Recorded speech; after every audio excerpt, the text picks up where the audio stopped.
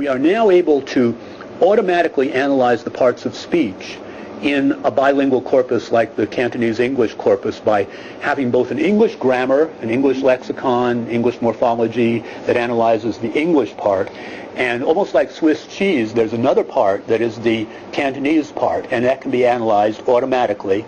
And the way of doing that is to really recognize how the languages sort of interdigitate, because you'll have one sentence that goes in Cantonese, then the child switches back to English, and inside the English they may use one word that's in Cantonese, but then you might say, well, the whole interaction is mostly Cantonese, so you really look back and forth at what you have to note really fairly clearly, but it's not that hard, which language is being used, and then from there you take the automatic analysis.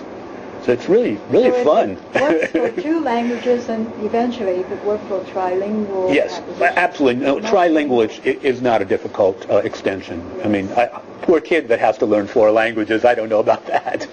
It's a privilege. It's a privilege, right. I think we do have one beginning set of trilingual data, but this would encourage people, I think, to collect more and more trilingual data.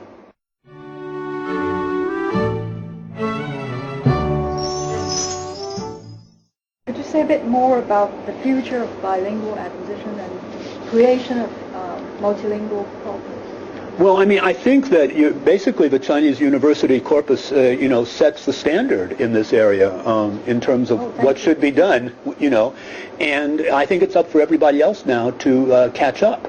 There are something like maybe 15 bilingual corpora. But none of them really have this enormous detail. I shouldn't say, there is one other that has video linked to it. It's a Spanish-English corpus from Yasmin. And there's also a very interesting corpus which has some English in it. But really, in terms of the detail and the coverage, and of course the other thing is when you're looking at bilingualism, you want to look at both related languages and languages that are very different. But of course you have to take advantage of the situations you have available to you. Yes. And I think the main thing is for bilingual researchers, number one, to definitely rely on multimedia analysis, and number two, really understand that you can do automatic morphosyntactic analysis by this sort of Swiss cheese method I mentioned. So again, take a look at the Chinese Cantonese English and see how it's done, basically.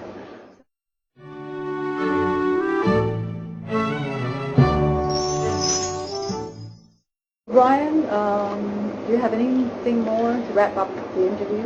No, not really. I really want to say that the success of this project is really due to the incredible collegiality of all the people, not just in child language, but in these many other fields, conversation analysis, classroom discourse, that have come together and are willing to share their hard-earned transcripts with other people. And certainly the Chinese university corpora are great examples of that. So, thank you very much. Thank you. Yeah.